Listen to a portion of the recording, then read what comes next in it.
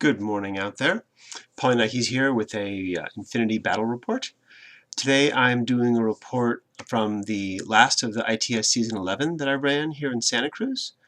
Called it Infinite Possibilities, and the mission lineup was Acquisition, Safe Area, and Frontline.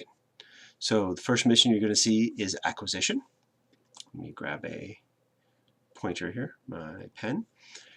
So in Acquisition, there are 3 objectives across the center. The middle one is the Tech Coffin, which is worth more points based on your liaison and your data tracker.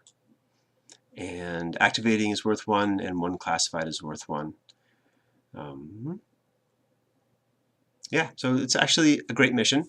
One of the great things about it is there's 16-inch deployments as opposed to the normal 12, which makes going second not as obvious as a choice.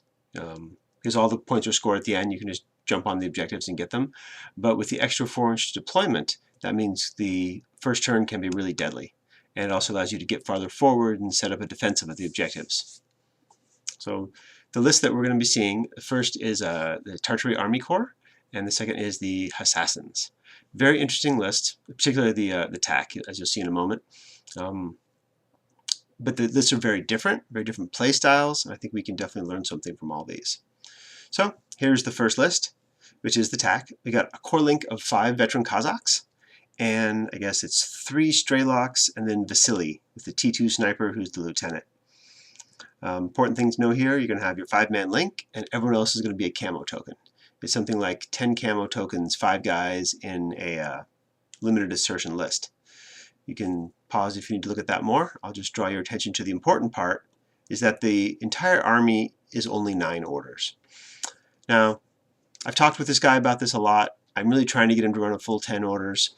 He basically almost never does. He, particularly in tournaments, thinks he's keeping people off balance, like maybe there's a Spetsnaz coming on from the side or something like that. But there isn't.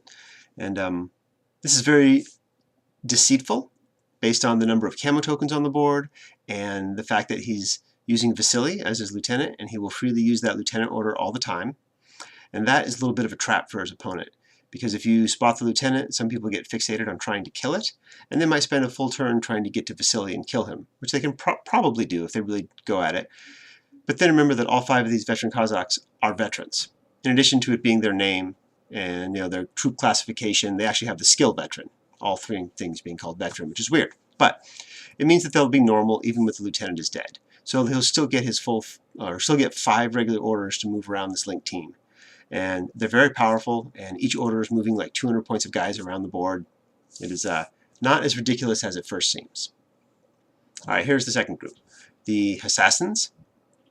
I like the split. We got 6 and 10 with irregulars scattered all the way around. The one irregular in the first group is the TAC awareness from the Muib, I believe it is up here. Yeah, the Muib. So you got your link. You got Yara, who's pretty staple in HASSASSINS these days. Group 2, Fidesz, got the chain of command because Yara's not, I think she's the lieutenant here, yeah, she's not terribly durable. Got the 4 Delamis. These Delamis being 6 points each, I think is ridiculous. The ridiculous part is that they're the same points cost as if they have infiltration and camouflage, or if they do not have infiltration and camouflage. I don't know what to say about that, but they're interesting. There they are. Again, you can pause if you need to look at the list more. I don't have as much to say about this one. I guess I will comment on the Nadir. I have encountered Nadirs basically every time I've played Hawk recently, and it's a great unit. It's very powerful. It's a real pain to get around. Yeah, I like it a lot. All right, so here's the board. I'll move out of the way momentarily here. This is after deployment, looking at it from the TAC side. We'll go through deployment more in the next pictures, but I want to give you an overview of the whole board there. This is the link, right? 1, 2, 3, 4, 5. The HMG is the link leader in the middle. Then we've got a bunch of camo tokens over here. This is going to be a mine, and a mine. And then we've got decoy, Straylock, decoy, and there's one more over here, which I believe is also the decoy. That's what I seem to remember. And we'll get some ground look at the thing. Oh, first this table. I really love this. This is a toy from Target from the Driven range. It's the airport overpass. The little truck does not come with it, but it's a great piece. Makes for a really neat board. So here you can get a closer look at the veteran Kazakhs here in their little formation. This is the forward observer who will be the liaison, and I think this one ends up being the data tracker, as you'll see in a moment. Close up of all the camo tokens scattered around. These are the objectives, these little things right here. There's 3 of them there, as you'll see. More of the camo tokens scattered. And this is his classified. And I think the classified for HASSASSINS was net undermining. You just got to get on the other side of the board and pass a whip test. Alright, so this is the Hawk deployment. This is the hidden deployment nadir right here, next to a camo token that is a Delami. This is one of the Farzan up here, I believe. And we've got Asawira, the Muib rocket launcher, Yara Haddad, the NCO Gulam with light grenade launcher, and then the Doctor is, yeah, just to the right of that. Delami, Mine, Farzan. You can see the objective tokens again, 1, 2, and the other one is that way. On the right, we have the first FIDE right here, and the total reaction bot up here, and the HVT over there. That's pretty much it for their deployment. Yeah, there's a close-up of that FIDE standing next to the objective there, in case someone comes to try to claim it. And here's the overview of the board from the HASSASSINS side. So briefly I want to mention the TR deployment here. He's got very good views down the board, right? You can see down that line, he's obviously covering at least 2 of the objectives. You can see down this line here, all the way over there, right, on back like that, because he's 360. I think this is a bit too exposed for a TR bot. I've found that if they can see everything, the opponent's going to bring the right thing to kill them. So, like, even just down there would have been better, right? Still covering that objective, maybe even back farther, here covering that objective. And when I'm deploying a TR bot, I really like to have a mine about the 16-inch mark in front of it. So if the TR bot were here, right, and I could have a mine like here, that means anybody coming around this corner to try to get it with my 0 bracket or something like that will have to deal with a mine at the same time or before. So this is a little too exposed for me in my TR bot. All right, so reserve. This is Vasily going down as reserve. Camo token here is Vasily. Camo token here is the decoy. And this is the kind of sniper play that I really like to see. People play snipers like that TR bot I just shown you, where they can see the whole world. And hopefully they'll suck up an order or 2, right? Or if they're the Vruna sniper, they may even stop your opponent. But this is an unlinked sniper here, right? So he's got a decent line down that way, and he's got a line down this way too. You'll see that line better in a bit. I think actually in just the next slide. And I like that because not everybody can get to him, right? But he's doing some important coverage. Let me move on to the next, and I think you'll see what exactly he's looking at. Yeah. So hiding behind this car, the TR bot is right here, right? It's blurry in the picture, I know, but that's the TR bot, and it's very far away, which is good for the sniper, right? Okay. And the Assassin reserve is the second FIDE over here, next to the HVT. It's also pretty close to where Vasily is. If I go back, this is where that Farzan is going to be. So, he's got an attack run in there if he needs it, but he's hidden. That's pretty good deployment. It's also immediately securing the HVT in case he needs to do that. So, I definitely like that spot. If the attack player wants to get rid of this FIDE, he's going to have to spend a number of orders walking over there and then trying to discover and then fighting. So, I think that's great deployment. There's that. There's the FIDE. There's the HVT that you guys would like a nice little picture of it. And, yeah, we have our markers down for liaison and data tracker. And then the game will get started. Of course, the assassin player will spend a command token to remove 2 orders from the Ariadne player. Which means, yes, he's starting his first turn with 7 orders. Plus Lieutenant, which he will use. Okay. So the Link team moves around a little bit. They're just kind of scooching around. I believe what he did is the HMG peeked around this corner to look down here and see the camo token which is right there. Yeah, there you can see that. And then ended his move over here. So he just peeked that way and then went that way. And everyone else just moved up a little bit. The camo token did nothing. So then they ended up in over here. And he stops just before he gets line of sight to the Muib there. And then he moves out to see the Muib and the camo token. Right? This mine right here goes off on the Delamy. So the veteran ignores that and shoots all into the Muib. And if I can remember exactly what happens, the Delamy dies to the mine, and the Muib beats the veteran Kazakh, hits him, and puts him into no win in cap. Not to be dissuaded, the Link team just activates again, fires, and drops the Muib unconscious there. Yes. Okay, and then Vasily, he's revealing here to surprise shot that TR bot. Now it's all the way across the board, camo cover surprise, bad range, -12ing it, and TR bot goes for a dodge, fails it, and is completely blown off the board. Not that there's an engineer to fix it, but it's gone. Okay, so then the Link team activates again, and they start scooting up a little bit, moving around over here. This guy's heading for the inside of that building. These guys are both going into that building, I think, or maybe one of them is. We'll see in a moment. And they're just kind of moving up again. This camo token doesn't do anything. It's the only one looking down there right now. Vasily goes back into camo over here. Yeah, this is those guys moving up. You can see this Delamy appears shooting this veteran Kazakh as he moves into the room. This mine goes off on the Delamy, same as before. Delamy's killed, and the veteran Kazakh, I think, just dodges, because he wasn't the active Link member. He just dodged right there, and nothing happened to him. I think actually that Delamy survives, now that I think about it. Yeah, this is just the back from that same move.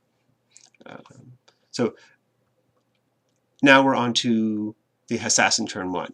You can note the TAC didn't do that much. They only had 7 orders, right? But they were very good. He killed a couple of pieces and he moved up his guys. Really important that he moves up his guys, because with few orders for every turn, and presumably less as he moves on in the turns, you need to get your guys where they need to be, and you don't have a lot of time to dally with that.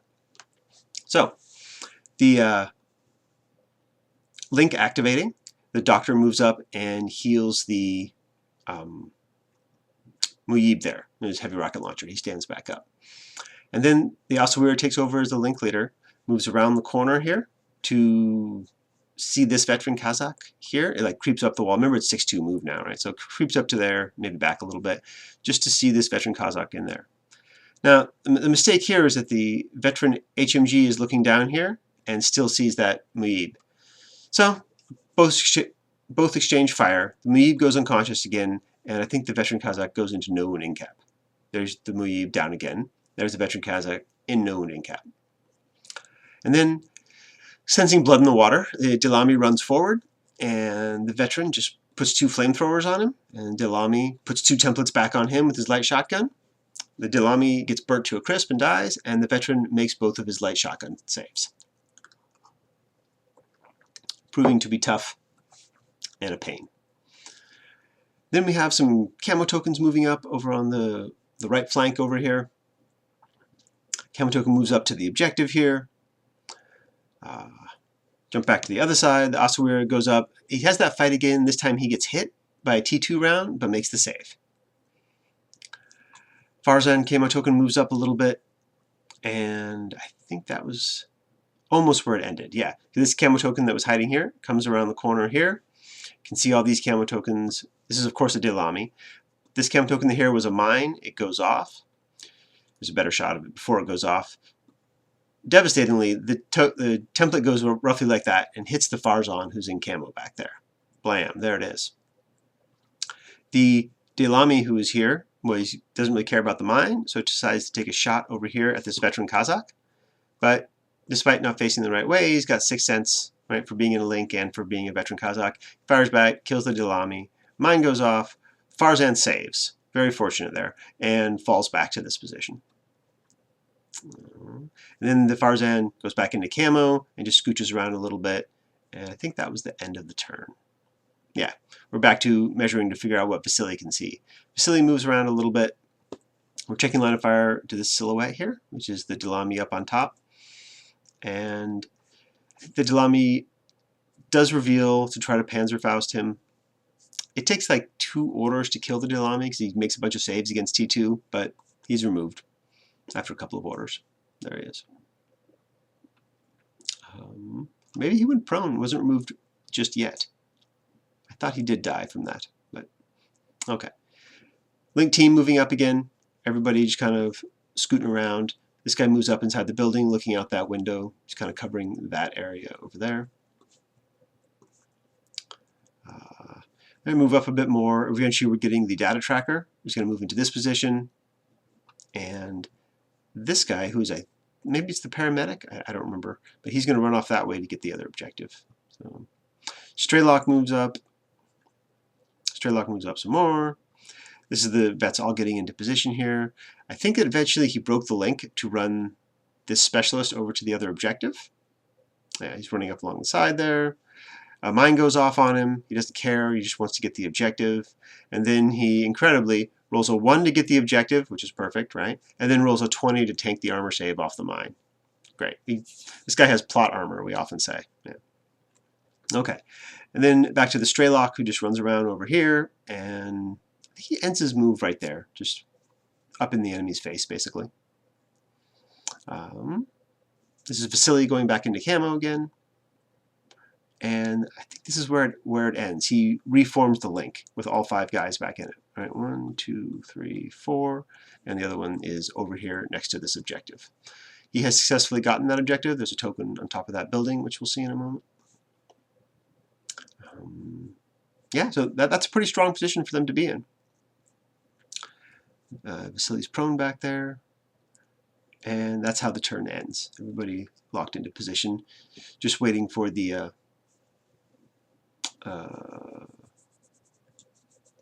waiting for the HASSASSINS turn. Which I guess that Delamy did survive those shots and failed guts and went prone. I think he stands up back now to take a shot at somebody, and he just takes a whole bunch of fire and dies. Farzan moves up to here, goes for the double templates on the veteran Kazakh with his shotgun. Boom, boom. The veteran Kazakh responds with flamethrowers, and the Farzan, of course, is burnt up. The veteran Kazakh only makes one of the saves this time, so he goes into no wounded cap. And yeah, there's the objective marker there. This is turn 2, so it's going to be one more turn for each player after this. So we get a firefight over here with the Asawira and the veteran Kazakh there. And first he's got to get past the Straylock. I believe he comes up to there, the Straylock puts a template on him, the Asawira puts 2 nanopulsars onto the Straylock, and the Straylock dies. And then he goes up, how does he do that? Yeah, he did something a little odd. He moved out this way to see the veteran Kazakh, because he could get him outside of 16 by doing that. I don't think he quite realized that the X-visor means that he drops from +3 to 0, but if he moves up here to see him, right, he would maintain cover, so he would still have the -3, and now the Asawira would have more armor. He does that once or twice, and I think each of them have to make a couple armor saves, but they make them all, and everything, nothing really happens there. Yeah, there's the Straylock as he gets killed by the nanopulsars. And then eventually the Asawira falls back a little bit. Link team repositions a little more. This is how they ended the turn, I believe. Asawira is still up there. Eventually the Asawira runs back to there to end the turn. But this is where I'm telling you he was going out to the side to see the veteran Kazakh there and having that exchange. Doctor gets the Muib back up. And then one of his last orders with the NCO, he fires his light grenade launcher on top of the veteran Kazakh there that has just been firefighting the Asawira. And miraculously this works. It kills the veteran Kazakh. So we have our first casualty there of the veteran Kazakh. And then this camo token moves up. I believe this was... no, it wasn't a Farzan. You've seen one Farzan. There's one on top of there. I don't remember what this camo token was. Maybe it'll show up in the picture. It moves up to there, and it ended its turn over here somewhere prone. I don't think it really did anything. Okay, on to TAC turn 3. So this is the wounded guy that was covering the far left objective, and he breaks the link and just comes out here. I think he's trying to go down here and get an attack on the link team, but he forgot that the Muib was standing up. This is an interesting rules discussion because, like, I wouldn't have stuck my opponent to that. If he's like, move out in the open, and he's like, okay, the link guy's going to shoot at you, I would have said something like, oh, I forgot. Did you forget he was standing or something like that? Or forget he was not unconscious? And I would not have, made my opponent walk out in front of the linked heavy rocket launcher there. But the attack player didn't want to take it back. He was fine with it, but the Kazakh is killed. So now we're down 2 veteran Kazakhs. Strelok moving around over here. Moves up, moves up. This is what he said afterward he should have done first, which if he'd realized it moves up, maybe he would have. But it moves up. This camo token does nothing here, which I think is another Farzan, but I'm not positive. I think there's a Farzan on top. Anyway, camo token moves up, moves up. You can see it's coming in on the link team here. It moves up, the link team sees.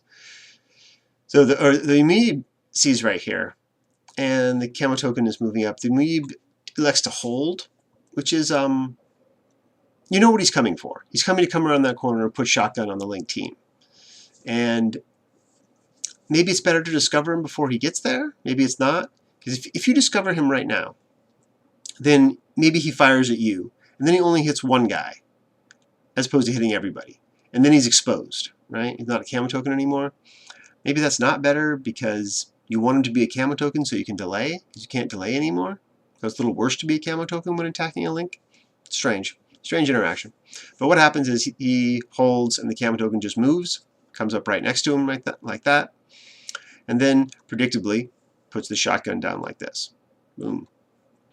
You can see the results. The Muib is once again unconscious, and I believe that the NCO goes unconscious, and Yara dodges around the corner, and the doctor dodges over there. The doctor dodges over there. That all seems fine. It was a pretty good attack. Yeah, there it is. The Strelok is still there. Now, back to that attack for a moment. I think somebody should have shot the Strelok there, because you definitely do not want him doing that again, which is obviously what he's about to do. So the Muib here, they all got to hold because he was a camo token. So the Muib could have shot him with whatever close range weapon he has, pistol, maybe he's got a chain colt or something like that. I don't recall. I know you Muibs have a lot of gear, so whatever. And maybe he was intending to dodge with the Muib and engage him with that, which kind of has a similar effect, right? Stops the attack for the moment. But I probably would have broken the link and shot with somebody just to have him dead. So the Strelok goes around to the other side. Both characters dodge again, and he puts the template down again. Again, I keep saying that. I would have made a different decision here. Once I came across the gap here, and both of these guys dodge, I would have put 2 slugs into the doctor right here. Because you really want that doctor dead. You can't medic anybody else, and it's another order down. But he chose to shotgun, which is reasonable because it hits both of them. And I think the effect is similar. I think the doctor goes unconscious, and Yara dodges over there. Maybe the doctor didn't go unconscious. Maybe she made her save. Her saves. I remember these guys getting back up, so obviously that's what must have been what would have happened. And I'm pretty sure that the attack player was almost out of orders. He has this camo token move up to here, and that was pretty much, oh, and Vasily move up to here, just getting a little more coverage there. And breaks the link and puts all the veterans on suppressive fire. So they're all there. You note that this one is not facing the right way. He's facing kind of like that. That's kind of a trick he likes to play, because someone will come up and shoot him. He's not in a link anymore. They forget that he has 6th Sense natural, and then he gets shot back and killed, but whatever. Alright, so the first thing that happens is the Nadir comes out, pops over here, and is trying his Flammenspeer into this veteran Kazakh. Now, once again, he forgot about the 6th Sense natural, because he's not surprised. The veteran Kazakh has mimetism, is in cover, and is suppressing firing back. The Nadir is 1 die with his Flammenspeer. It's not great range, and he ends up needing like a 3, where the veteran Kazakh needs a 4 because of TO camo and cover. So, kind of predictably, nothing happens. They just shoot at each other and miss. Vasily also takes a shot at that, and I believe misses as well. Yeah, there's Vasily appearing, shooting his sniper rifle like that. Hook shot, right? Yeah. So this camo token here, which actually I'm remembering now, is the other Fide, which has walked all the way across the board. well, not all the way, but from that corner where it originally started. It walked over here to threaten this objective, and now it's moving over here. This is it moving up. I know we changed perspectives. We were looking this way before. And the stray lock is that way, who I think throws a discover at it, as maybe Vasily does too. And they discover it for its first level, dropping it down one level. It wanders around over here.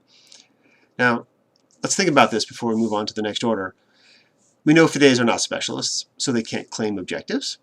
But in this mission, anybody touching the objective will deny the objective to you, as long as they're not a token. Right?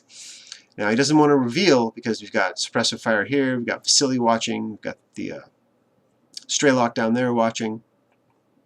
So he's basically running around baiting for the discovers. And he eventually gets it. The stray lock gets a discover as he moves prone into the objective.